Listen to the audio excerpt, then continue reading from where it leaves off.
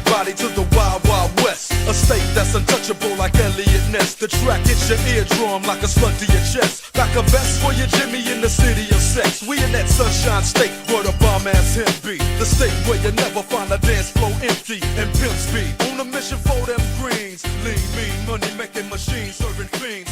FightSaga.com presents War a Week radio chats with boxing scribe Joseph Heron and former prizefighter Young Billionaire. Guys, happy Monday. Hope you guys are having an excellent week thus far. We've got a very special show on tap for you, but this would not be an episode of War Week Radio Chats without the counsel of our very dear friend, the prodigy, Young Billionaire. Young Bill, how goes it, sir? Joe, another day in this paradise we call boxing. Well, this isn't just another day, sir. We have a special surprise for you, my friend. You being the latest and best addition to the FightSaga.com brand, as well as the War Week Radio Network, we have a special surprise for you, my friend. We are going to have you interview our dear friend, very special guest, and the trainer of the current lineal and WBC heavyweight champion, Tyson Fury, the one and only Mr. Sugar Hill Steward. Sugar, how's everything going, my friend? Oh, my goodness. What's going on? Uh-oh. What's you about that, Young Bill? How can you surprise me like that? Hey, Sugar Man, it's awesome. How are you doing today? Good This evening. together, Bill. This is how we do it. Oh, man. Joe, it's crazy to be blindsided on air like this, but this is the best surprise I've gotten. Oh, you know what? You deserve it, Young Bill. You've been working really hard, brother, and I want you to have this special interview. And I know, so Sugar, where are you right now? And how have you been, sir, in this period of inactivity with your heavyweight champion? But you've stayed busy, haven't you? Yeah, I'm always busy. I'm currently in Florida right now, down here in Hollywood, and I'm just training a couple of guys down here. I have a cousin, a young cousin. He's fighting. He's scheduled to fight January 22nd in Dearborn on Dimitri Salita Promotions card. Dimitri. His name is Gordy Russ. Gordy Russ, he's fighting at between 154 and 160. So right in that area. This will be his third professional fight. So he's down here with me training in Florida, along with some other guys, Vladimir Shishkin, Timur Karavov, and Christian Thun, heavyweight. Hey, Coach, how good? And I know Shishkin's in the top 10 already. Now, who would you like to see Shishkin fight next, and how active would you like him to be?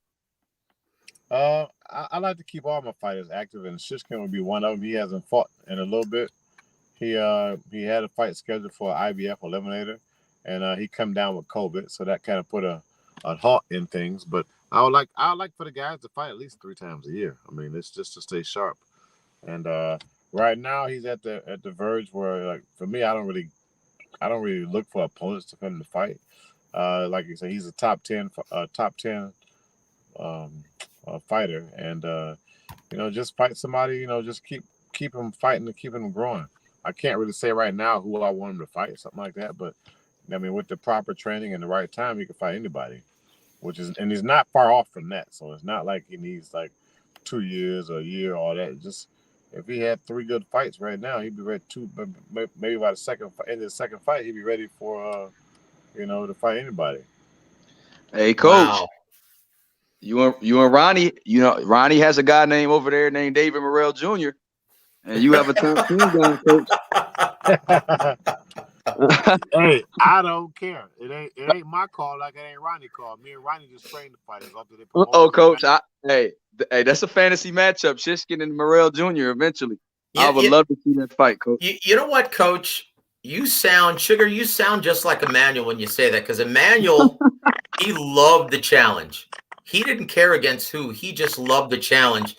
And I always think of the story he told me about with Oliver McCall. When Don King called him up. You remember that story. Of course you do. Yep, I do. Don King called him up and said, hey, I need you to do me a favor. No one wants to train this guy.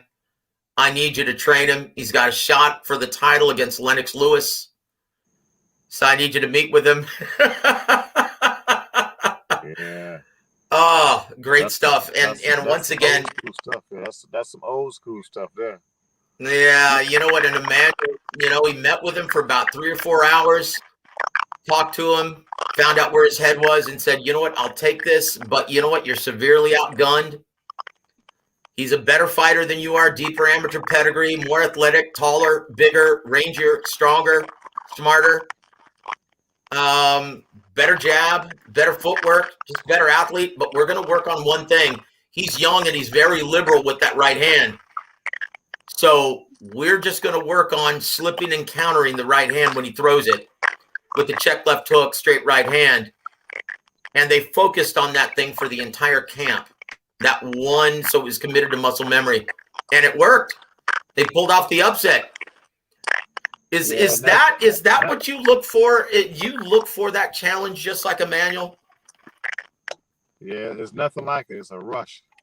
It's like a overloaded ship rush. You know, look at that. But for me, it's the same way. I mean, when you know that the everything's against you, like it's like, okay, well, fine. Like, I mean, but it's just you just think of it. You say, you know what? Nobody think this can happen. Well, here, let's make it happen. And it was for me. It was similar to Tyson Fury, Deontay Wilder, the second fight when I stepped in. It was the head trainer. They don't think you can do it similar to what Adonis Stevenson fought Chad Dawson. That's it. But those kind of things right there, just to an example of the things that I like to be involved in, and just to show that I can do it. I can make this happen. We can make it happen and putting together a game plan. But I mean, what Emmanuel worked on was just he looked at it. Okay, what's the most beneficial thing that I can do for him? And that's how you do it. You can't do so many different things all together at once so fast. It takes time to work on. But what's the most beneficial thing that can make the biggest difference? And that was it. So, yep. Good challenge. Sugar. TikTok challenge. Sugar. I love it. Sugar, speaking of challenges, how challenging is it? And can you speak on the challenges that you had in the third camp of that trilogy with Fury and Wilder leading up to that fight? Now that the fight is over with, do you mind expounding on those challenges you had to deal with getting Tyson ready for the trilogy? Yeah, I guess we can call it a challenge, but I didn't look at it as a challenge. It's just everything's always a challenge. So for me, it's like, okay, so we trained for the fight. It was supposed to. I mean, listen to the whole thing. Tyson Fury beats Deontay Wilder's second fight, and then they not supposed to fight. He's not supposed to fight Wilder. He's supposed to fight Anthony Joshua, and then that doesn't happen. It's arbitration. I mean, these are all things there. So, I mean, but they don't bother me too much because it's not in my control. So I'm not going to stress myself about it or worry about it. And the same with Tyson. He's learned to feel the same way as I feel. So then he's got to fight Deontay Wilder. Now he's set to fight Deontay Wilder. They win that battle in court. So now he's scheduled to fight Deontay Wilder. So the fight's on. Then then COVID. COVID. But even before that, it was a lot of dates that Tyson was supposed to have been fighting Wilder, was supposed to have been fighting her, and then everything's prolonged and the time ran out. The judge ruled in favor of Wilder to continue and go ahead and get the fight. COVID happened in the third fight, set things back, and then in the third training, in the camp for the third training camp, still Tyson had a newborn baby, Athena, and she had some troubles during birth. So it was, I guess that was a challenge there to stay over there and train, and then come back to America and continue to train and go out there and knock Deontay Wilder out in the 11th round in an electric fashion. So we don't have to hear about. We don't have to hear about anybody saying that this happened, that happened. Everything was laid on the table, present in front of everybody, and I'm happy that all that stuff is settled. There's nobody talking about nothing anymore. Coach, and speaking of challenges, how challenging is it for Joshua? And because you spoke on Joshua versus Fury was supposed to happen, how does Tyson Fury feel about Anthony Joshua losing that fight, and if he doesn't win the rematch, how does Tyson Fury feel about the biggest fight in the heavyweight division gone? Well, I'm sure I ain't gonna say what Tyson says, but just, yeah, I mean, like they all watched that fight. I didn't even watch that fight. I saw 30 seconds, like a minute, I was gone. I went to go barbecue because it wasn't gonna be an exciting fight for me. They were all excited and going back and forth cheering when we were in training camp. But it's nothing to even think about too much because he lost the fight and that's it. So you can't get too much more upset about it. Tyson had his own fight, so it didn't really bother him too much. He knew he had his own fight with W.A.W, and then on top of Anthony Joshua losing, it's like, okay, he lost, but all right, I'm about to step it up some more. I'm not losing my fight, because that can happen. Both of those guys could have just as well lost their fights, and then we ain't talking about nothing. So yeah, it's just all fantasy stuff, like you said, the dream match and fantasy matches until those guys actually sign contracts, have dates, venues, persons, and actually meet for weigh-ins and step in that ring. It's all just a fantasy. Hey, Sugar. Speaking of that fight that Fury could have very well lost. How nervous were you in that fourth round as a trainer? I know you seen everything going up in the Crunk gym, but did you get any nerves when Tyson Fury hit the canvas twice? No, in that fourth round. The first time was like, man, but then after he got up, he started getting himself together. The second knockdown, I wasn't too much worried about. The second knockdown was a clubbing punch to the back of the head. Had it been a fist to the head or something like that, then I'm worried about it. But yeah, the second punch, the second knockdown, he was kind of still punching, and I didn't think that punch had that great of an effect as it did like the first one. I mean, everybody saw the first one. The first one was a bomb. Mm-hmm. The first one was a bronze bomber. Oh, sure was. As he caught him as he was coming in. Absolutely. You saw his whole body shaking, Yep. When that hit. Everybody saw the replay just like I did. His whole body. He was doing the Zab Judah dance. Yep. That wasn't a problem. It was just, yeah, I didn't feel it was a problem. I'm sitting, and he happened to be facing me when he got knocked down, so I could see him and see that he was clear and everything. And yeah, I came back, he got up, continued, the bell rang. The next round 5, saw Tyson Fury again. Right back to it. That's why you're Sugar Hill Steward, coach. Now check this out. What do you think about Anthony Joshua paying Tyson Fury's rent in his mind? Because Tyson Fury called him a stiff bodybuilder and called him a weightlifter, and he said that was part of the reason he was practicing his boxing in the first showdown with Alexander Usyk. Coach, what do you think about Tyson Fury being that good of a trash talker, or Joshua being that insecure to where it's breaking up a little bit? But I think you're trying to say Anthony Joshua listened to Tyson Fury and box. Call him a weightlifter. Called him a bodybuilder. Yep. Yeah, weightlifter, bodybuilder, and said he's stiff. So Joshua said he was practicing on his boxing, coach. Well, that means that he needs to come on and get with this real camp that me and Tyson has for Anthony Joshua, and not just do something that he heard of, not do no virtual training. Come on and train with us for real, and we get you that win.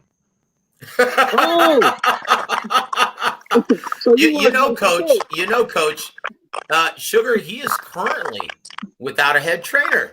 He still hasn't determined who's going to be his chief second. Is that still holding back? He's holding back like there's a drum roll going on. He's going to say Tyson and Sugar, like it was Sugar and Andy. He'll say Tyson and Sugar, my new trainers. So coach, you would accept you would have the whole UK, the major stars of the UK scene in one gym, coach. How could you deal with that?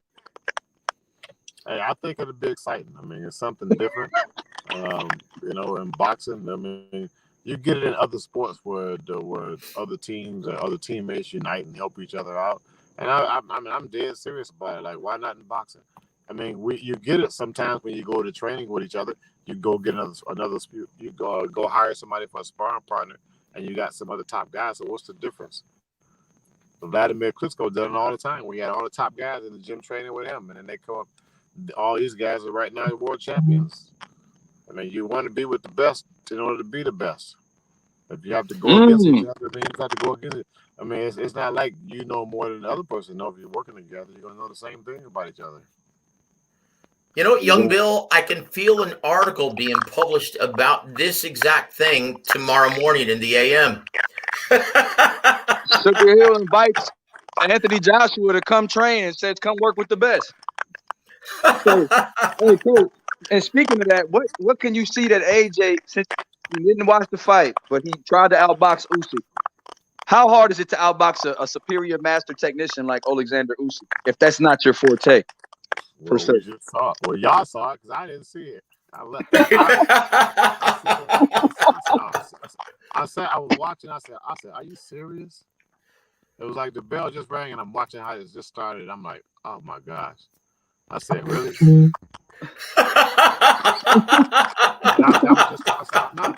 I'm not being funny either. I'm dead serious. I was just like, wow. I was like, wow. I said, for real?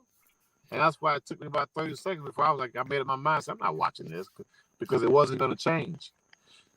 It's that trainer's eye. Yep. What did you see in the first 30 seconds that you knew it wouldn't change? Ancient Chinese secret, eh? You know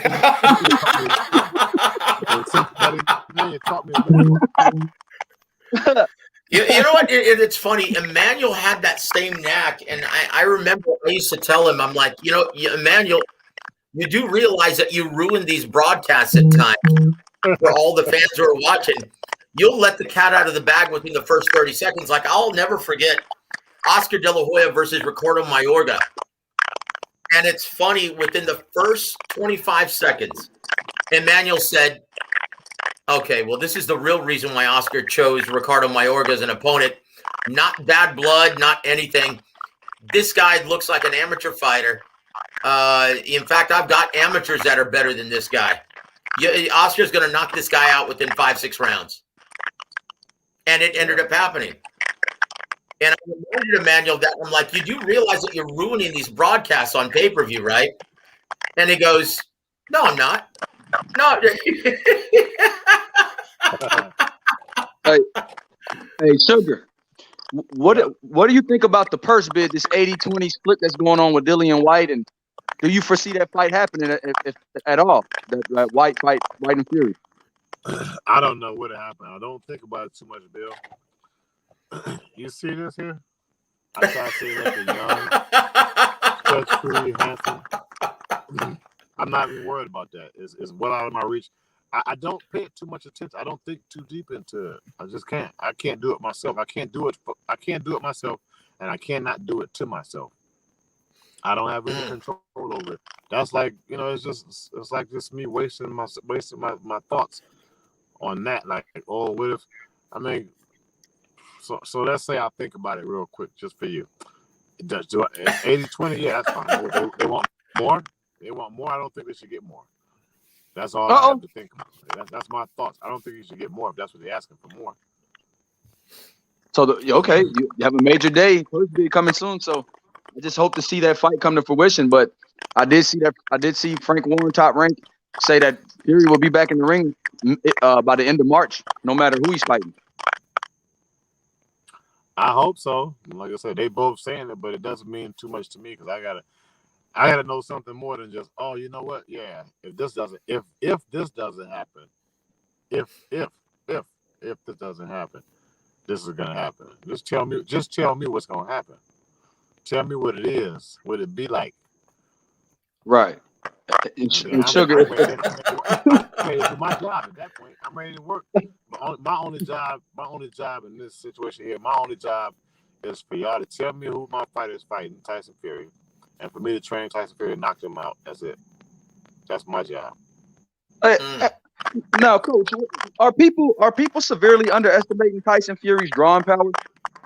Because a lot of people are saying he can't sell in the UK because previously, before the Wilder fight, and now that Fury's a mainstream extreme draw, do you think people are underestimating his global drawing power?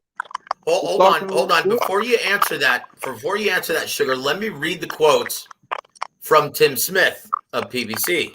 Okay, Woo! He said this. God bless Tyson Fury, but nobody's coming to see Tyson Fury as a gate attraction unless he's fighting Deontay Wilder. Maybe in England, if he fights Anthony Joshua, Alexander Usyk over there. But in America, who's coming to see Tyson Fury fight anybody other than Wilder? End quote. What do you think of that, Sugar? I don't know. I guess maybe he thinks that it should just be Tyson and Wilder fighting each other for the rest of their lives. I don't know. I mean, and don't get me wrong. That was a good fight. That was a great 3 fights they had. But I mean, how many times are these guys gonna fight each other? 7, 8, 9, 10 times. It'd be like old Rocky movie, Rockies, and then change the name of it. They go both get their names changed and then fight again. We have a question from someone in the queue. Our brother Frank. Thank you for joining us, Frank. He says, Sugar, is the aim for Fury to come in heavy and bully fighters from here on out, a la Wilder 2 or 3, or will you change strategy depending on the opponent, say Dillian Whyte? What say you, Sugar? Without getting too deep into strategies, with the weight thing, we just be messing around. We don't know what we're doing. We just having fun, throwing some numbers out there, coming in on scale at different weights, just because it messes with people's heads. That's the truth. Wow. Really?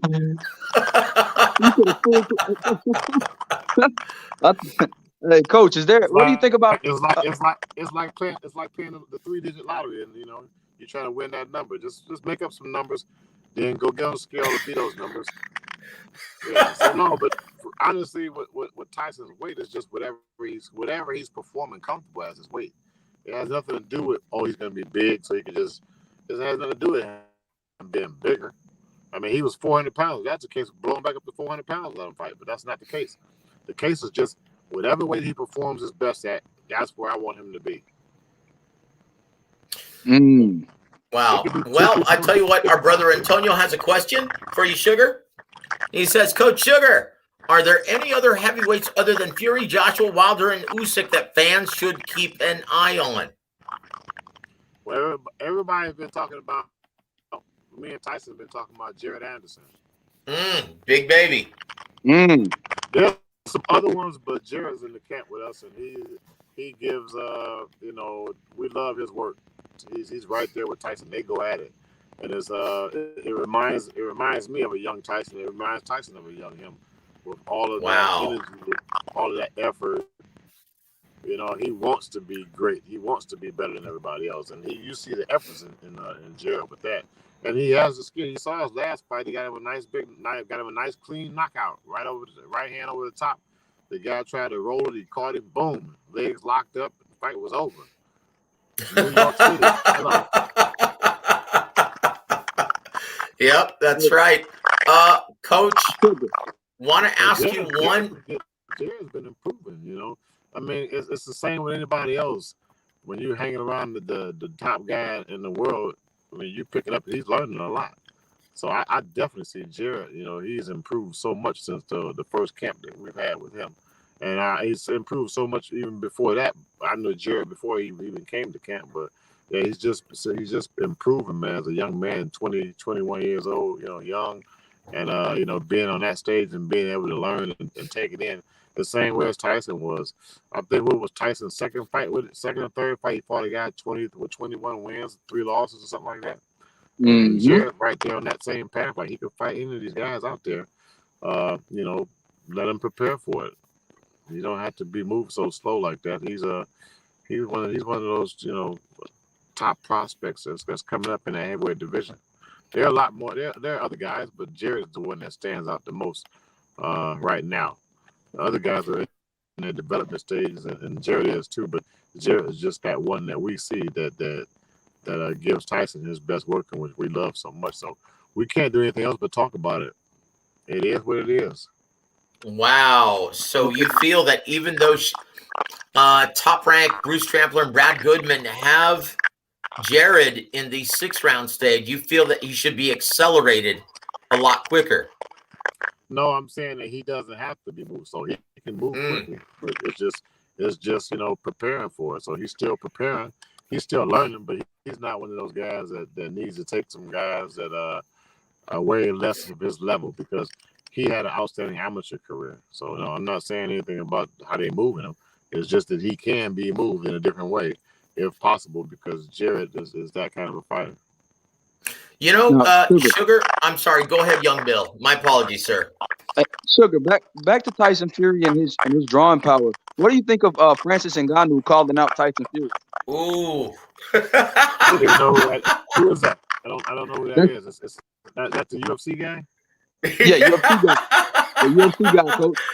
And in my opinion, that would be the biggest fight for Tyson in the domestic circuit right now.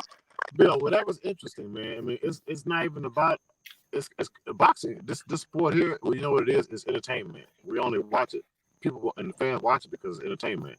They're not sitting there watching two flowers grow. They're watching it because it's exciting. You know, so it's entertainment.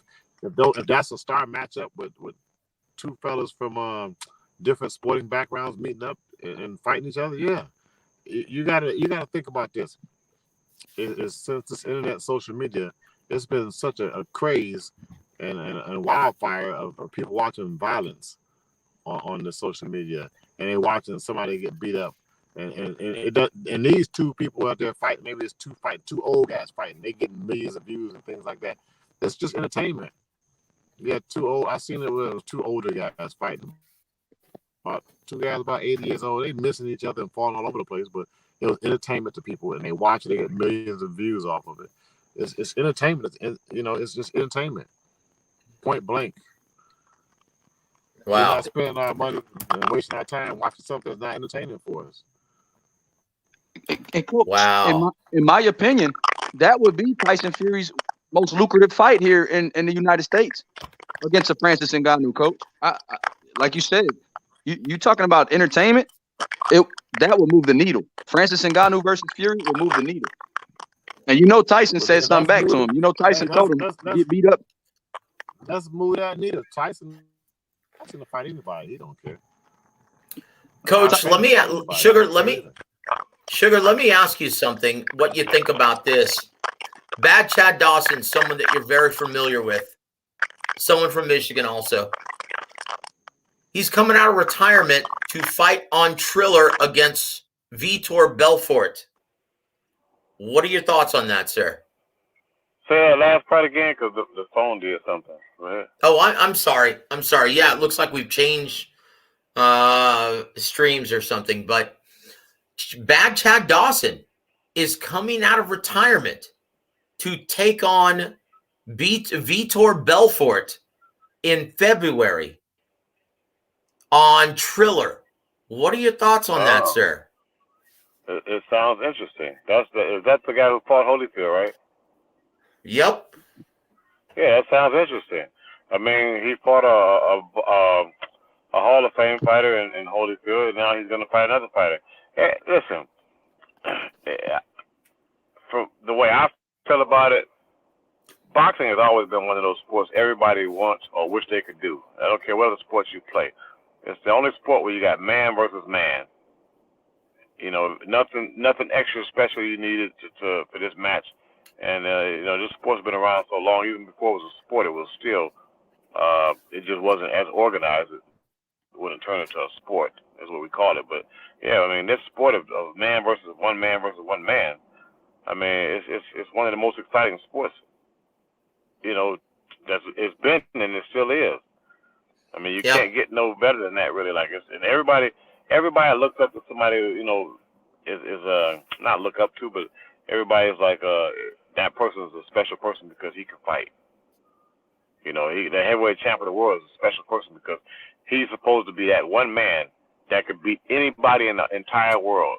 I mean, we're talking about. I mean, it's almost like a superhero. The heavyweight champ is built up to be. It's like he can beat anybody else, and he can beat anybody in the world. It's like the tradition of the Gypsy Kings.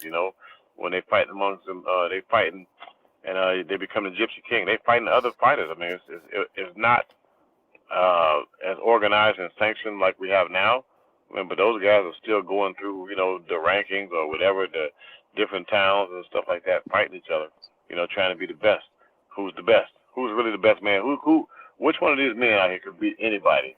And it's always gonna be somebody you think is tougher. It's like, oh, what about my guy? My guy, you can't beat him, and then he ends up beating him. That's, it's very similar to a race as well. Like, okay, who's the fastest man in the world? Yep. Just a sport where there's no other tools being used, no bat, no footballs being thrown. It's just a competition between two persons. Man or woman. Who's the best? Who's the fastest woman in the world? Who's the fastest man in the world? Which fighter can beat up whoever else in the world? And then I'm just putting it out there because the heavyweights is the ones that can beat everybody. I know we got the other weight divisions, but there ain't no lightweight gonna beat no heavyweight. So yeah, dream on. Hey, Coach, that's why there's no heavyweight on the pound for pound list, because it's already a foregone conclusion. Yep, that's what I always say. It's fair. It's fair. It makes the other divisions interesting, and it brings some more interest to boxing. And man, there's nothing wrong with it, the pound for pound, but just know the truth about it. Yeah, it's because of that. And I believe it started with Ray Robinson. Yep, that's right. The argument started with Ray Robinson. That's right. If he was a heavyweight, he would be able to. So like pound for pound in any weight division, with his skills, he would be able to beat anybody, up or down. So yeah, that's right. Yeah, naturally the heavyweights. He went to far light heavyweight. He lost that fight. So yeah, you could say it sounds exciting. And Ray is my favorite fighter, Ray Robinson. So yeah, of course, yeah. Okay. Well, look. I'll ask you this, Sugar. Aside from Tyson Fury, your current lineal heavyweight champion, who's your favorite heavyweight of all time, sir? You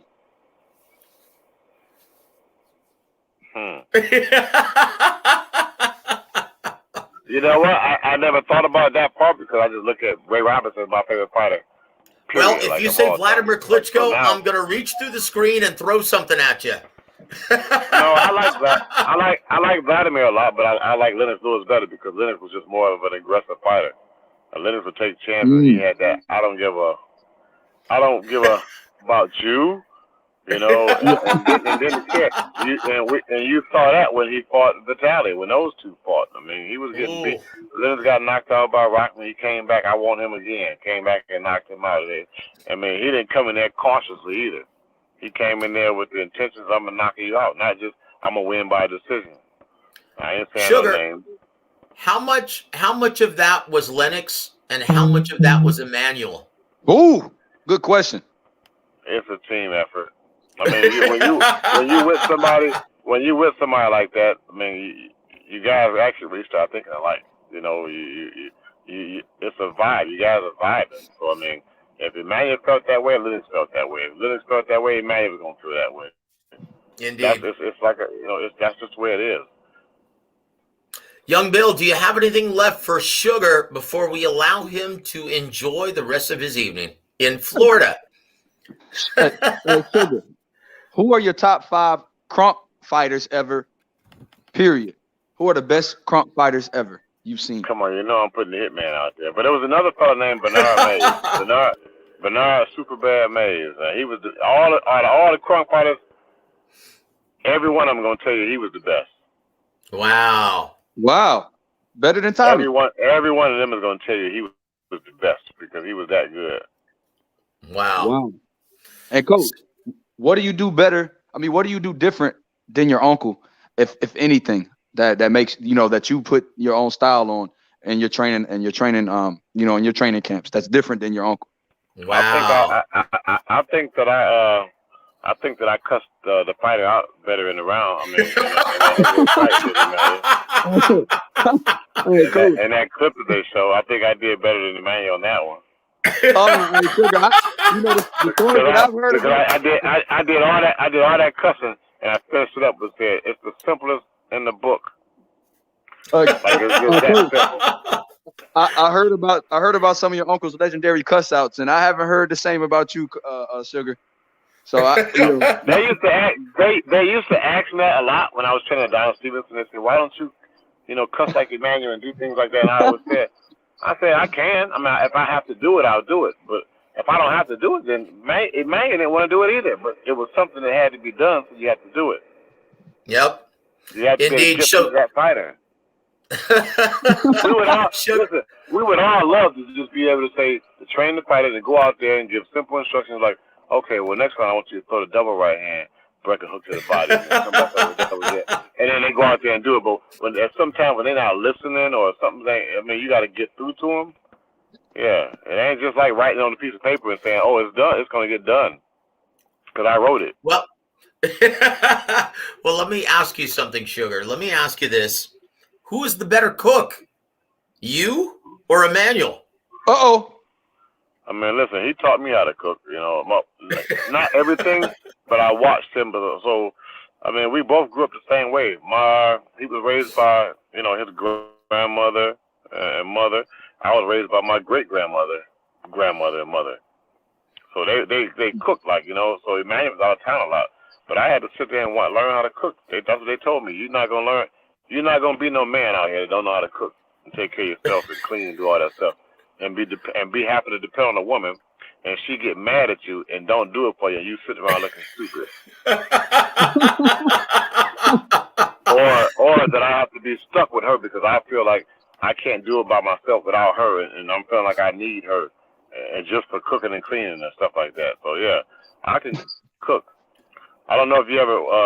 I was a chef, so I mean, a man can cook. I can cook too. I don't know if there's one of us is better. It just depends on what you're cooking. At the time, he cooked more old school traditional stuff. Like I can cook where he's cooked, but I haven't cooked everything he has cooked. I would just eat whatever he cooks. No, Coach. One more thing. That's like me trying to go cook something that my mama make all the time. When I can just let her cook it and eat it. It tastes just as good. Why would I go cook it? Hey, Coach, why change the recipe? Why change what works? Yeah, I'm going to eat Manuel's food. He cooking, I'm eating. No, yeah, he was always very proud of all of his cooking. Yeah, he used to always boast that he would cook for every single one of his fighters when they were in camp with him. Yeah, that was something I enjoyed boasting about a bit with Adonis and some other fighters, but I haven't been cooking lately, so I'm all right with that too. The times have changed, so yeah, if there's somebody out there that can do the job as well as me, and they can get paid for it, go ahead. That takes a lot of load off me.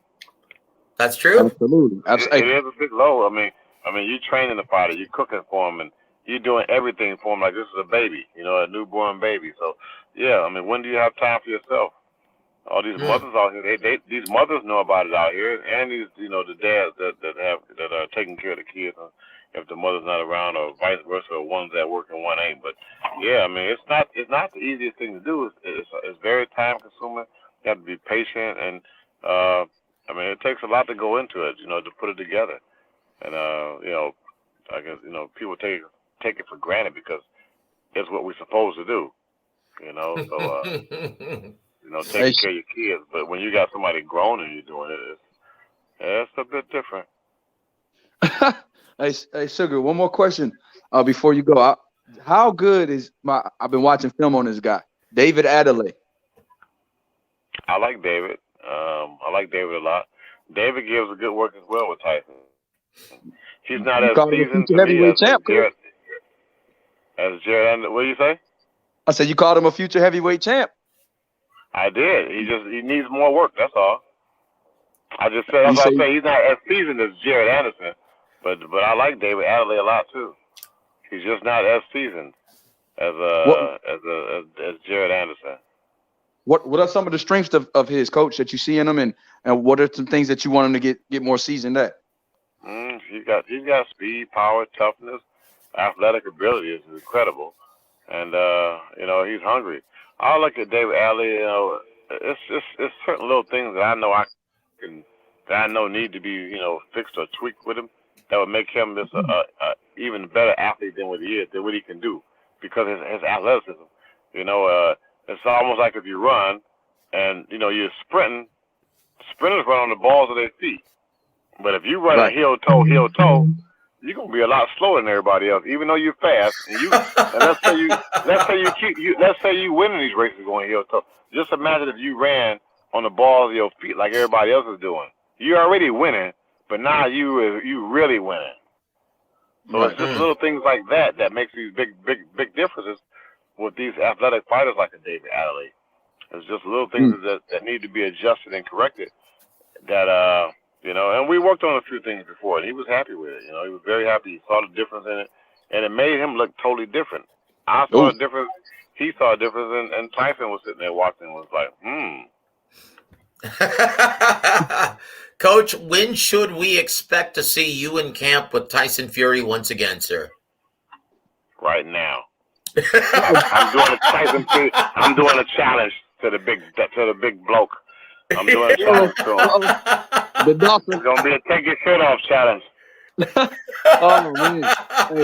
Hey, Sugar, he did have you with your. That was a cool picture with you guys rocking the shirt open. Look, that was. Tyson Fury brings a different flair to the division, Coach. Yeah, we're not ashamed of ourselves, man. You know. Hey, listen, but I'm just always trying to make sure I'm trying to make sure I look like I'm in better shape than him. He's in better shape than me, but it just don't look like it. But I have to at least look like I'm in better shape than him. Like Coach D. Mark Jr. says, what would be the difference about a boxing match and UFC gloves? Well, with Tyson Fury? Yeah, just a boxing match with UFC. If Tyson was to fight a guy like Ngannou, what would it be an adjustment of having UFC gloves? Instead of boxing gloves. Tyson Fury gonna hit a lot harder, a lot faster. Well, I tell you what, Sugar, thank you so much for taking time out of your busy schedule. Best of luck to you and your fighters. Best of luck to you and Tyson. We hope that this, dispute gets rectified sooner rather than later, because we would love to see Tyson Fury versus Dillian Whyte. Do you have any parting shots or final thoughts for all of our listeners this evening, sir? Sugar Hill, baby. That's it. God bless you, Sugar. Thank you so much for being part of this program. It's knockout time. It's always knockout time right here with Sugar Hill. God bless you, Sugar. Thank you so much for being a part of the program, sir. We'll talk to you soon, my friend. God bless you. All right, Joseph and young Bill, congratulations. Glad I was able to surprise you. And, we'll be talking again. Thanks for taking that time out and surprising me. The best surprise, man. Yeah. You had some interesting questions. I like that. Keep me sharp. You had Thank some you, interesting answers. I call you King Soundbite. You say whatever you think in your mind. You're the king of soundbite. Thank you, Sugar. God bless you, brother. Have a great evening, man. Okay, you too, Joseph. Take it easy. Have a God great bless night, you, brother. guys. You too, Bless sir. You too. God bless. Well, I tell you what, young Bill, Sugar Hill is always, he's always the kind of personality that doesn't want to divulge too much, but divulges just enough, doesn't he? Absolutely. He puts his own seasoning on everything. You could tell he's a chef of these sound bites. Yeah, I tell you what, man. One of the best guys I've ever met in this business. And one of the most honest, one of the most loyal. Definitely a class act, just like his late great uncle. God rest his soul. Guys, I want to thank you for joining us for this special edition of Warwick Radio Chats. Want to give a shout out to everyone in the queue. Shout out to Jesus M. Saludos, brother. Shout out to Frank. Great questions as well, Frank. God bless you, brother. Shout out to Big Laron 9817. Thank you for joining us for all of that. Thank you to What About Me for hanging with us, sir. Also want to give a shout out to my brother, Corey, Mr. IOTBA. I tell you what, and guys, if you haven't already, please go subscribe to our brother Corey Bradshaw's channel, Mr. IOTBA, as well as the new Spit Bucket. Also want to give a shout out to Toby Bartlett. Thank you for hanging with us and joining us for that interview. Also want to give a shout out to our brother Lance Meyer. Thank you for always being a part of the program. Also, this would not be an episode of Warwick Radio without the counsel of our very dear friend Antonio Luna from Long Beach, California. Hold on. I need to post this up. This would not be. Oh, let's give a shout out to Mr. Egg Shape Form. Wow. Also, if you haven't already subscribed, please go subscribe to the Boxing Historian. Always a great listen. Go and check out some of his programming. But this would not be an episode of War Week Radio without Antonio Luna's comedic relief. Canelo beats everyone. And yes, guys, we're going to talk about that in just a bit. Also give a shout out to our brother D. Mark Jr. Thank you for joining us, sir. Also give a shout out to Troll Master Mike. Well, I try, my friend. And that's, and we were talking with young Bill. And I tell you what, this interview with Tim Smith of PBC. Oh, man. Yeah, I listened to the entire thing, and he raises some decent points, but he also raises a lot of feces, right? A lot of absolute elitist garbage and company bullshit, if I can just be frank. But he does raise a lot of points that journalists nowadays in boxing, they're primarily interested in just breaking the news because that gets instant clicks. And they don't write featured articles and stories on these hardworking men who sacrifice themselves for our entertainment. So, Trollmaster Mike, what we're going to do from this point forward is we're going to be featuring at least one or two fighters per week and do a feature on them, a feature article from either Young Bill or myself on thefightsaga.com. So that's something to look forward to. Thank you for always joining us, Trollmaster Mike. But I tell you what, speaking of Tim Smith, he was on the PBC podcast. And a lot of it just made me cringe. It made me sick. Right? Joe, was it a little bit of that we don't have the funds or the money to make a Terrence Crawford versus Errol Spence fight, Joe? Was it something like that? Yeah, you know what? I'm going to read all of that to you guys, right? This is, and once again, I tried to warn you guys that this was going to be the case, right? For months, anyone who's been listening to this program, I warned you guys that if you don't start financially supporting these events any longer, that the promoters would end up, well, not really valuing the voice of the real bosses of boxing. They weren't even going to consider the fans to be the real bosses of boxing any longer. And with PBC, Tim Smith being the, chief spokesperson of PBC and the VP of communications, that seems to be the case. I'm going to read an excerpt and a very alarming quote that he stated from his last podcast with PBC, right? This is Tim Smith's exact words. He said, quote, "These guys deserve to make money, and they deserve to make money they command and have the fights done. Who are we as fans and as consumers of boxing, as entertainment? Who are we to go up to a guy and say, hey, you're overpaid? No one comes to your job and tells you to your face or goes up to your boss and says you're overpaying this guy or that guy. You shouldn't pay him that much money. He's not worth it." Well, guess what? Your value is what your boss says your value is. End quote. Do you know what that tells me, young Bill? What does it tell you, Joe? That tells me that this yokel, as well as the brass at PBC, no longer sees the real the fans, the paying customers, the guys who determine ratings. He no longer views the fans as the real bosses of boxing. And I know Tim Smith knows better. This is a guy who's a veteran writer. He was a guy who used to write about boxing and cover boxing for the New York Times. Okay, he came up the same time I did. Okay, every promoter back in the day used to understand that the fans were the real bosses of boxing. I don't know if this is just a case of shit rolling downhill and he's just regurgitating the sentiment of Al Heyman. Regardless, though, whether it's him or Al Heyman, that's a real problem, guys. And I'm sorry, but after reading that, I have to say, and Young Bill, I want to get your opinion on this. In my opinion, after listening to all of that nonsense and rubbish, I hate to say this, but I am fully in favor of the PBC pay-per-view boycott that seems to be floating around the boxing community at this time. Okay? And once again, we've just started.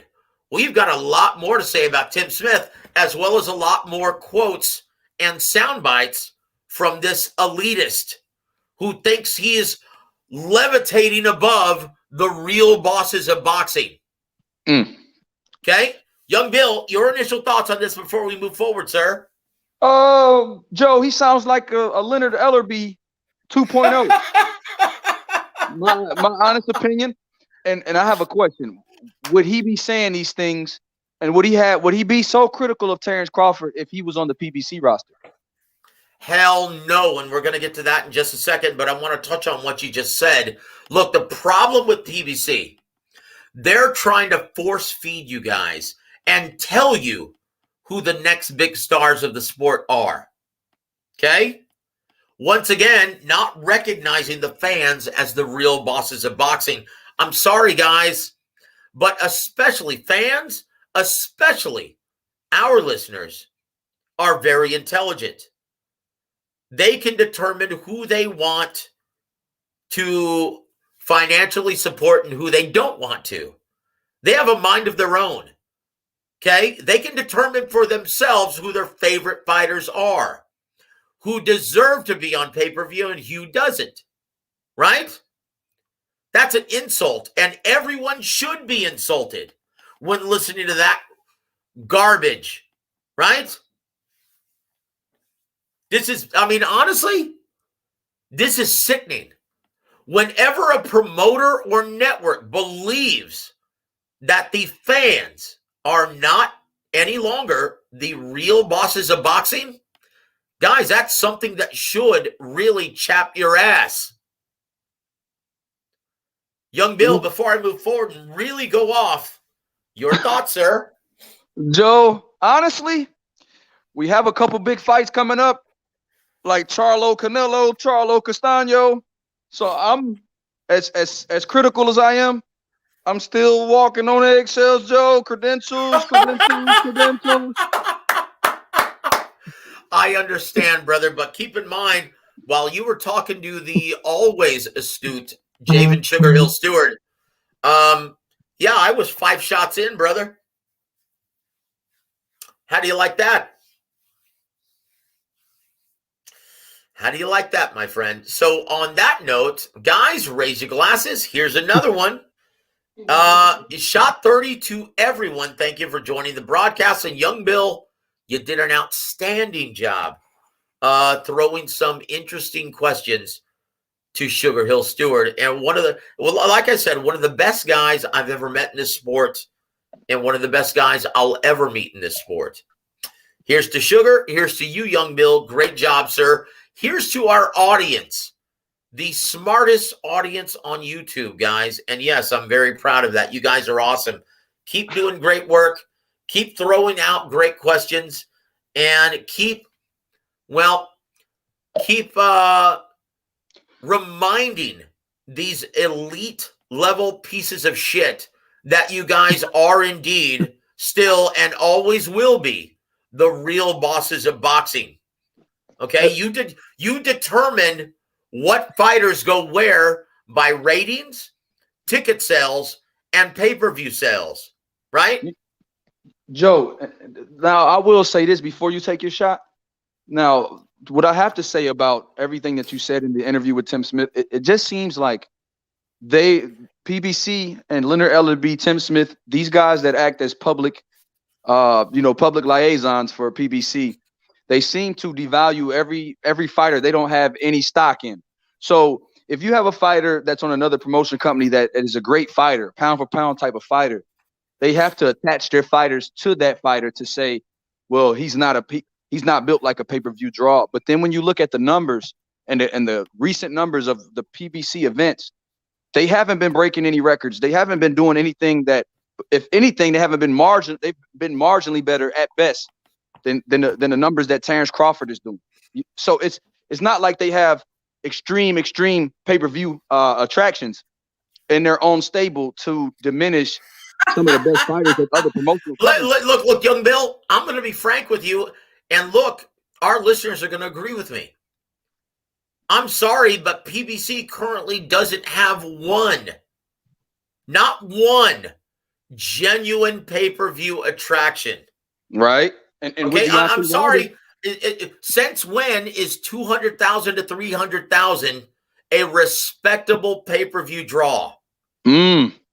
Okay, just look, and once again, the fans of boxing, the real bosses of boxing, didn't just become fans yesterday. Okay, they understand what a real pay-per-view attraction is and commodity. Okay, they grew up with guys like Mike Tyson. They grew up with guys like Oscar De La Hoya. Okay, they understand that these are guys that when they would go to the grocery store or wherever they were or wherever they worked, people would be talking about that fight all week before they fought. They would have parties, okay, to see the fight. They would throw parties to see these guys fight. Give me one PBC fighter that anyone is celebrating and throwing a party for and inviting all of his, hey, I'm showing the fight, guys, come over. Oh. How many PBC fighters? Okay. Could it be anything when a PBC fighter fights a guy like Canelo Alvarez? That's the only time that happens, or that's happened in recent memory. No one else. Look, guys, and look, I have been holding out, but I'm going to take the shot, brother. So salute to everyone in the chat. Salute to our brother Sugar Hill. Salute to you, Young Bill, for asking the very interesting question, sir. And it's going to be resulting in several articles in the AM on the FightSaga.com. Here's to all of you guys. Thank you for making War Week Radio. God bless you guys. We love you. And there you have it. We've only just begun, guys. Let me read you another quote from PBC's Tim Smith, right? And this is what he had to say on what's stopping Errol Spence versus Terrence Crawford. Quote, oh, it's economics. You don't want to insult Crawford, but he hasn't been built into a pay-per-view star. Nobody wants to make him an offer that's insulting. The numbers won't be enough to give him what he wants. I'm assuming from a business standpoint, it's a fight that might excite the fans and all these people that are out here yelling about too many pay-per-views. They're not buying it anyway. They're not going to plop down any money to make it successful. They're going to steal the fight. They're not going to support it on pay-per-view. The numbers just won't be enough to give Crawford what he needs. I don't know what that number is, but I would assume that it would be very high, end quote. Ugh. Young Bill, I'm going to repeat that part, and I want you guys to listen, right? Right. I'm going to repeat this. From a business standpoint, now this is once again Tim Smith, quote, of PBC. Quote, from a business standpoint, it's a fight that might excite the fans. And all these people that are out there yelling about too many pay-per-views, they're not buying it anyway. They're not going to plop down any money to make it successful. They're going to steal the fight. They're not going to support it on pay-per-view. The numbers won't be enough to give Crawford what he needs. I don't know what that number is, but I would assume that it would be very high, end quote. Guys, what that tells me is, once again, they no longer consider what you guys want to see. They're going to give you whatever they want to give you, and they don't give a shit whether or not you watch it or not. They're already going to assume that you're not paying for it.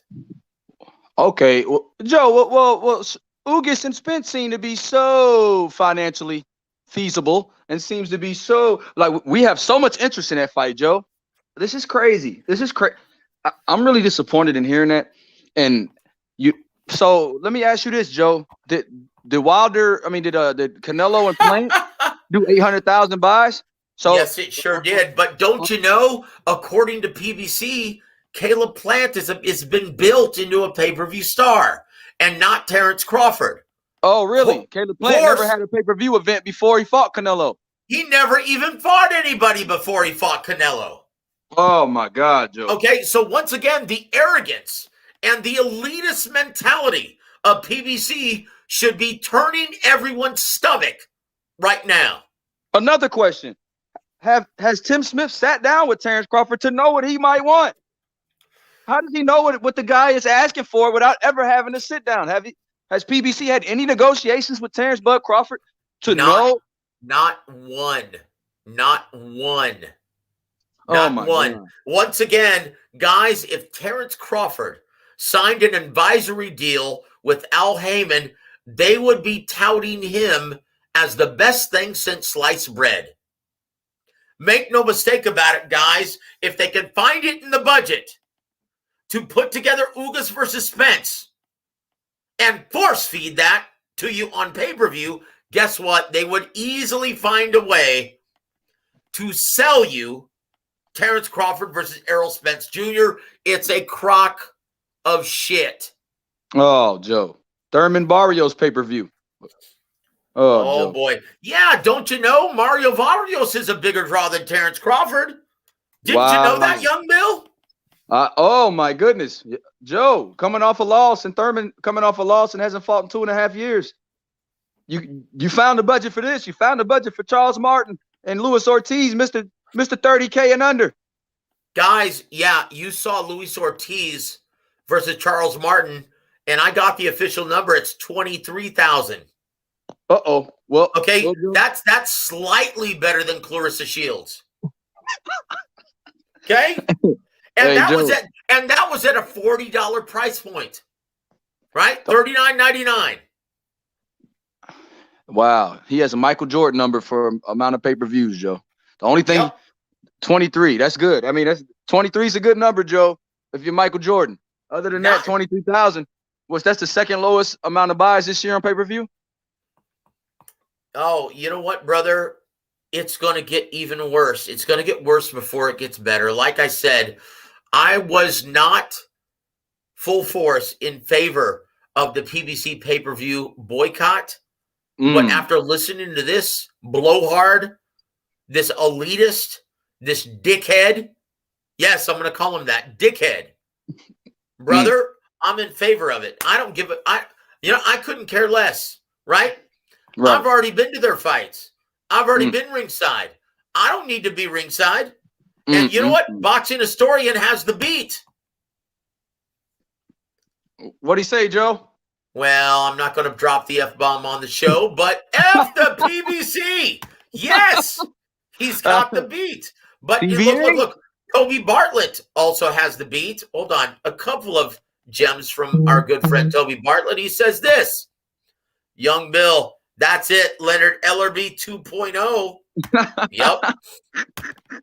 Toby Bartlett said he should be called Dim Smith by how stupid he sounds. Yes. And look, like I said, the real bosses of boxing understand the truth. Canelo sold those pay-per-views, not Plant. Plant was just lucky he was holding a belt Canelo needed. Shake my damn head. Yes. Guys, like I said, the fans, and this is one thing that Don Warwick Chargan taught me, right? God rest his soul. The smartest business acumen I've ever seen within the sport of boxing. He's a Hall of Fame matchmaker and promoter for a reason. God rest his soul. He said, you know what, Joseph? Whether you realize it or not, whether you like it or not, the fans have always been and will always be the real bosses of boxing. Don't you ever forget it, because that's the way it always is, always has been, always will be. Toby Bartlett also says, Joe, you're insulting dickheads by calling him that. Toby Bartlett is really, he's coming with that across the pond energy tonight, my boy Toby B. Well, like I said, we have the most intelligent listeners on YouTube, and I'm proud to say that. I love you guys. You guys, I love the War Week Radio Extended family. You guys are family to me. And there isn't anything more I'd like to do than spend a Monday evening with our extended family. I love you guys. So Trollmaster Mike has this to say, Bill. Young Billy says this. Did you see Steven Espinoza said Canelo is a proper pay-per-view star again after being handheld by Showtime PBC? Wow. Hey, Joe, when did he stop becoming a pay-per-view star? When he oh, geez. Privately, man. Steven Espinoza gave him the keys to success again. He got him back on pay-per-view, Joe. Yeah, says the puppet of Al Heyman. Once again, you guys, like I said, it's going to get worse before it gets better. You're going to hear more of this elitist droll from these idiots, right? These guys that are completely clueless and out of touch with what the real bosses of boxing truly want. And do they care? No. But guess what? They will give a shit after they get dropped by Fox and possibly Showtime at the end of 2022. Look, guys, you may be beating your chest as a promoter, right? As a promotional entity, as long as you have TV dates. But Oscar De La Hoya will tell you, once you lose TV dates, how much clout do you have as a promoter? Not much, Joe. That's it. Look, guys, the only promoter who's worth a shit in the States right now, and I will say this, Eddie Hearn does a tremendous job in the UK. He is a UK promoter, and he does a great job building attractions in the UK market. But in the US, he's dog shit, and he's just as clueless as these guys. Right. The only promoter who's doing a decent job in nurturing prospects and putting together a world-class package for everyone on mainstream free TV is Top Rank. That's it. That's it, guys. So, guys, support, right? And I'm telling you guys this. Support Top Rank. Support Top Rank. Support Joe Smith Jr. versus Steve Gerrard this Saturday night. Right? Support that product because it's free and it's a world-class product. Great commentary, great action, great matchups. We see the future of boxing on their platform on a continuous basis. Joe, speaking of that, man, speaking of this COVID, I'm bummed out about Jose Pedraza versus Jose Ramirez being postponed off of the February 5th date. Geez. Yeah, guys, breaking news. Ramirez versus Pedraza was postponed until March because Pedraza tested positive for COVID. The decision to postpone the event comes in lieu of finding a less desirable replacement opponent, allowing Ramirez Pedraza to remain in place. It's not ideal, but it's worth the wait. Especially since it's now one fewer card on February 5th, right? So that means less competition for Thurman versus Barrios. Let's give a raise of hands, guys, and please comment in the chat room. How many of you guys are going to purchase Thurman versus Barrios since they've been built up as pay-per-view attractions, according to Tim Smith?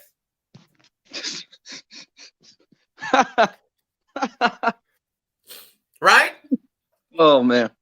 Since they've been built up by the only promoter that matters, PBC. Since they've been built up as the only pay-per-view attractions, this yokel has the nerve to talk about guys like Danny Garcia, Sean Porter, Keith Thurman, I'm sorry, Errol Spence Jr., like Golden Boy, didn't have a hand in nurturing these prospects, right? I'm sorry, I was there. I saw it firsthand. I was writing publicist. I was doing publicist work for all of these fighters.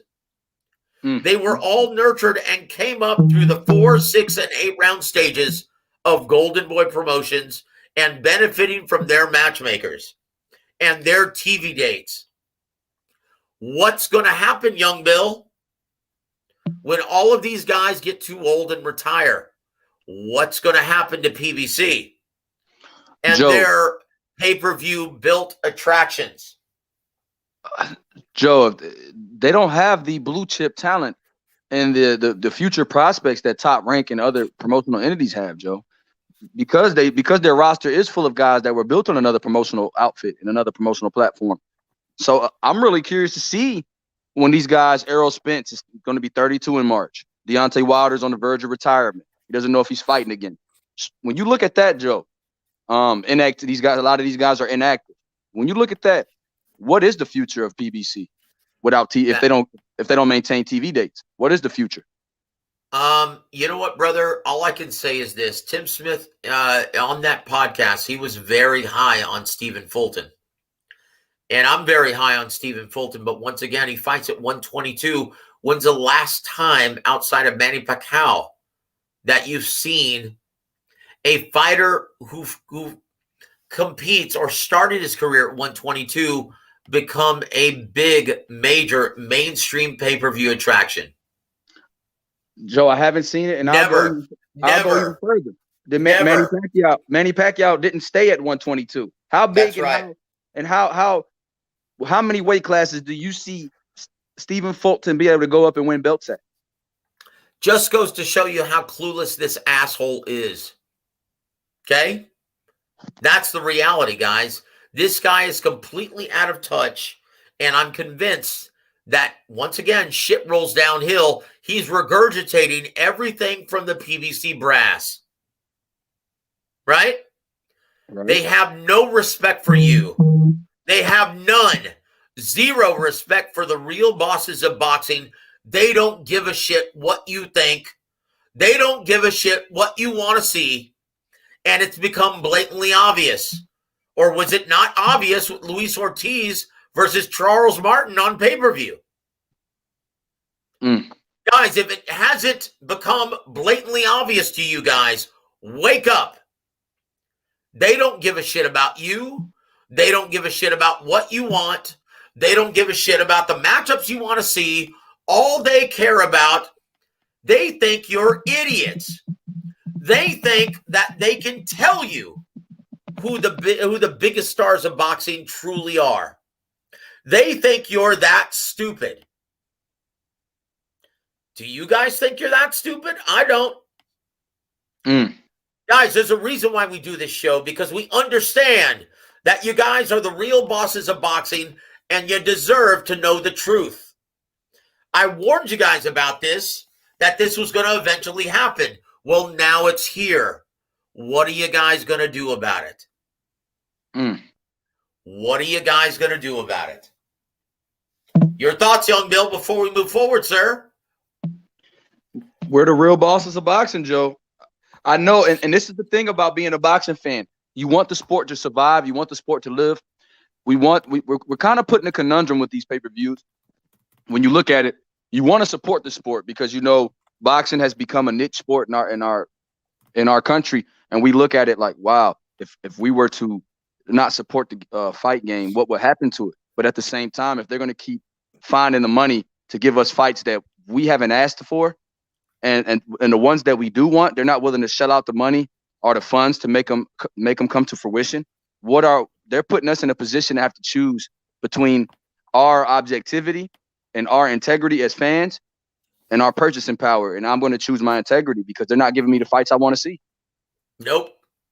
Look, until they do. And like I said, guys, when promoters, anyone, Top Rank, PBC, Matchroom Sport, Golden Boy Promotions, anybody, when they give you a matchup that you want to see, pay for it. Let your voices heard. Let your voices ring out. Okay, but when they don't, do not hesitate to stream that shit illegally. Don't hesitate. And once again, I always encouraged in the past for everyone to purchase pay-per-views because it was the lifeblood of boxing at this point. But now, guys, after listening to all of that rubbish, guys, remind them who truly is and who remains the real bosses of boxing. Remind these elitists that you guys are the real bosses of the sport. That you guys determine who is the big attractions, who are the big attractions in this sport. Remind these guys. If you don't want to support a certain pay-per-view card and you still want to see it, stream that shit as long as you want. I am no longer, after listening to that crap, going to prohibit or frown on any fan wanting to stream anything illegally. Not I. I will never again frown on that practice. This is what these guys deserve. That's what they deserve. And you know what? When Fox doesn't make shit from any of these pay-per-views and end up spending a lot more money than their $60 million per annum, I'm gonna laugh when they lose all of their TV dates on Fox. I'm gonna laugh my ass off. Really? I'm gonna say, really? How do you like the real bosses of boxing boycotting your bullshit pay-per-views? How do you like that, Tim Smith? How do you like it?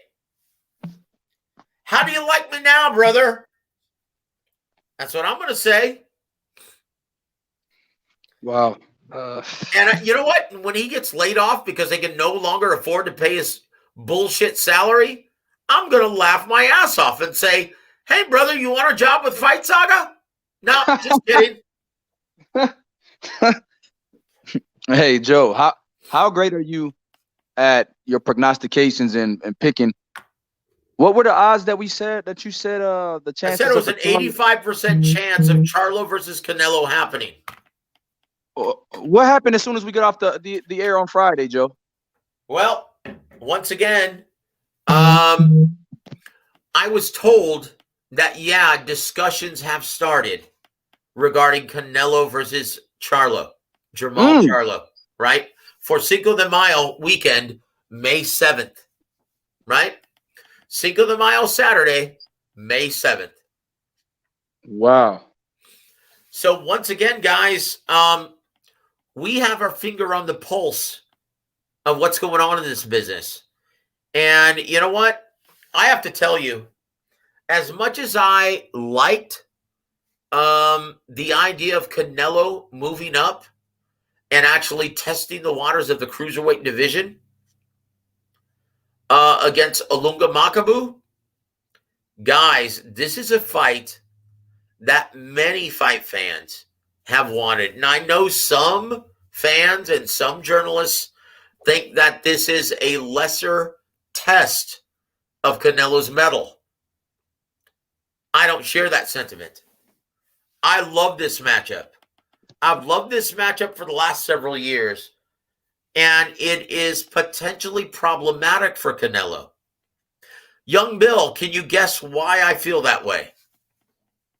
Well, I feel like that ramrod jab of Charlo and a great coach in Ronnie Shields, who's dealt with Canelo, and the ability to exchange and the chin of Jamal Charlo. I feel like he would give Canelo all types of problems.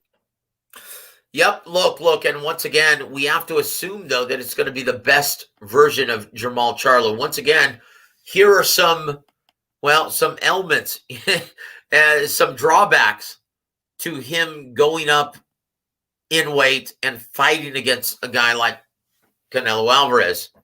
Once again, this is going to be his first fight at 168. Right. Okay. But this is a guy who's been killing himself to make 160 over the past year. This is something that he's been looking forward to, according to Coach Ronnie Shields. And we'll talk all about this tomorrow. Hope you guys can join us for that. But I will say this. Every fighter who has given Canelo a real challenge over the last several years have been fighters who have, well, fought behind an intelligent jab. Exactly. That great jab to Jamal. Danny Jacobs, Triple G, even Sergey Kovalev, right? Bro, I know Lara was a southpaw, but he had a great jab as a lead, as a southpaw. He had a great lead right hand. Triple G gave him a lot of problems with his jab, Joe. Look, guys, his athleticism, his jab, his uppercut, his sneaky check left hook, they're all going to be problems for Canelo Alvarez in this fight. But I will say this, young Bill. Say it. And this is the reason why I told you guys there was an 85% chance of this fight materializing. Because when you look at David Benavidez, you look at Arthur Beterbiev, you look at Ilunga Makabu, Jermall Charlo is the bigger attraction of all of those guys. But, young Bill, is he a pay-per-view star? 100,000 or 98,000. No, dude, he's not. No, he's not. Sorry, okay, look. I thought 100,000 PBC. I thought they guys were pay-per-view attractions. I'm sorry. Look, guys. When you're paired up with your brother in a twin pay-per-view bill, and you only draw 68,000 purchases, you're not a pay-per-view attraction. Okay, I don't give a shit what the propaganda machine from PBC likes to try and feed you. Okay, but he is indeed a bigger draw than David Benavidez. He is a bigger draw than Arthur Beterbiev currently. He is a bigger draw than Ilunga Makabu, who is a relative unknown everywhere. Right? So, guys, expect them to pull the trigger on this fight and to announce this by the end of the month. Okay? And Joe, what's the likelihood of Canelo Charlo happening here in Texas? Houston, Dallas area? What do you think? It's going to happen at Minute Maid Park on May 7th. As long as the Astros aren't playing on that date. Wow. Okay? Minute Maid Park, Joe? Yep. Awesome. So as long as the Houston Astros aren't playing on that date, it'll be at Minute Maid Park. If it's not, look forward to either being at the Alamo Dome or being at the AT&T Stadium in Arlington, Texas. Okay? But this one is going to be in Dallas. For the obvious reasons, they want to keep the Charlos competing in South Texas. I like it, Joe. I'm kind of biased being from Houston, but it would be amazing to have it here in Minute Maid Park. We're waiting. We've been clamoring for a big fight like that. Absolutely. It would be awesome. Absolutely, brother. So before we let everyone go, is there anything that you'd like to address, young Bill, on tonight's show? I would like to address the pay-per-view star in Jermall Charlo, Joe. I feel like you're doing an injustice. Guess what, Joe? 68,000 pay-per-views is better than no pay-per-views. Well, I tell you what. Compared to Luis Ortiz and Charles Martin, yes, I guess you could say they are. But once again, guys, fans, the real bosses of boxing aren't stupid. Okay, they didn't just become fans yesterday. Gervonta Davis doing 53,000, 54,000, 52,000, whatever it is. Right. I'm sorry, guys, but we're not stupid. The real bosses of boxing aren't stupid. They understand what kind of numbers and what's expected of a matchup being on the pay-per-view platform. Guys, this used to be designated for special fights, not just an outlet to try and, well, come up with the money for these inflated purses. Okay? The real bosses of boxing understand that.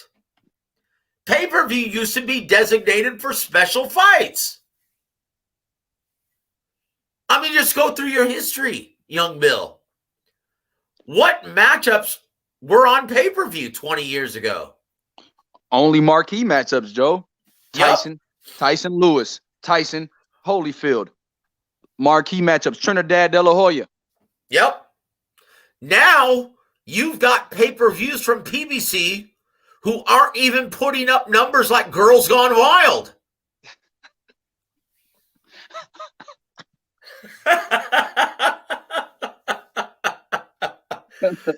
Dude, Jerry Springer is doing a pile driver on these guys. Dude, Vince McMahon is kicking these guys' asses. Absolutely. Can you imagine when looking at, and once again, he's privy to all these numbers, Dana White? Can you imagine how hard that bald asshole is laughing right now? I mean, seriously, it's silly. It's silly. Toby Bartlett has the beat. He says around 75,000 pay-per-views for 2 PBC cards. That's crazy. Yes, and it's insulting. It should be insulting to each and every one of you guys listening to this show. So once again, it's something that I can no longer defend. Young Bill, are you going to defend this shit? No, sir. No, sir. I'm coy on it, but because I want to be at that Minute Maid Park, Joe,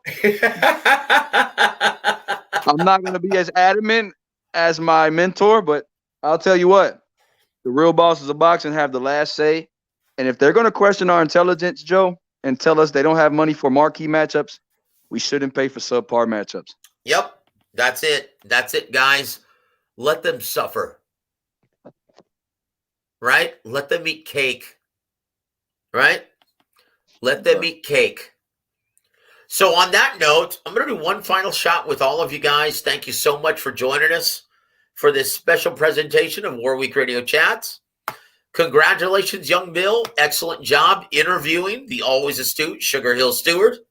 Oh, man. And guys, thank you for allowing me to vent on this beautiful Monday evening, right? So guys, here's to you. Here's to the real bosses of boxing. Salud, everybody. Salud, young Bill. Salud, Joe. And I would like to give a special shout out to Hill Steward for surprising me today. It was awesome. A great start to my week. That was an epic interview, and I really appreciate it. And I look forward to talking to Hill more often. And yeah, Joe, I appreciate you for putting that together as well. It's my pleasure, sir. You deserve it. You've worked really hard. And guys, for a special treat and a special preview, young Bill, would you like to give everyone a preview of what you're going to be doing in Stafford, or is it Stafford, Texas? Stafford, Texas. This week? Uh-oh. Can you say Ronnie Shield? Guys, young Bill is going to be visiting Ronnie Shield's gym this week and getting interviews on all of his entire stable of fighters.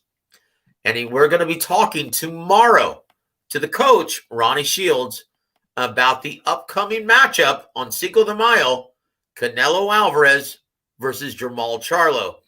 Guys, tune in for that. And Toby, thank you for joining us, sir. Thank you for always supporting War Week Radio. Says everyone likes value for money. Whatever you're buying, of course, he's got the beat. Look, once again, guys, you are the real bosses of boxing. Don't ever forget it. You guys have the ability to determine, right?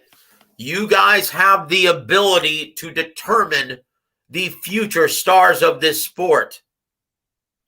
You guys have the ability to determine their market value. Which ones you want to see on TV and which ones you don't want to see on TV. Don't ever forget it. Those are my final thoughts. Young Bill, your final thoughts before we bid everyone an excellent evening. Yes, sir. Hey, thank you to everybody, to Antonio Luna, Usyk fears Canelo, Tyson Fury fears Canelo. For my man Antonio Luna, everybody fears Canelo, Jamal included. So keep up. Tune in tomorrow for one great trainer after another. We have Ronnie Shields, a future Hall of Famer, one of the great trainers in the sport of boxing, and I can't wait. I look forward to seeing Ronnie in person and talking to him tomorrow. You know, the boss of the boxing, please use your intelligence, use your noodle, and only support the fights that you feel are marquee matchups. Yep, and don't forget to keep banging the drum for the matchups that you really want to see. Keep banging the drum for Terrence Crawford versus Errol Spence Jr. Keep banging the drums for all the marquee matchups that you demand. You guys are the bosses. Don't ever let anyone tell you any different. I guarantee you, if you ask Bob Arum, he'll be the first one to insist, yes, the fans have always been and will always be the real bosses of boxing. Okay? Don't ever forget it. Guys, it's been a pleasure and it's been a privilege to share the air with all of you.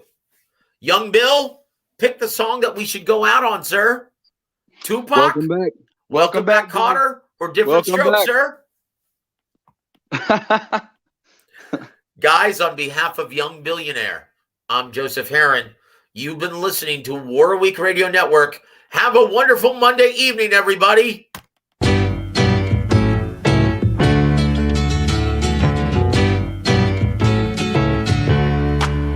Welcome back. Your dreams were your ticket out. Welcome back to that same old place that you laughed about. Well, the names have all changed since you hung around, but those dreams have remained and they've turned around.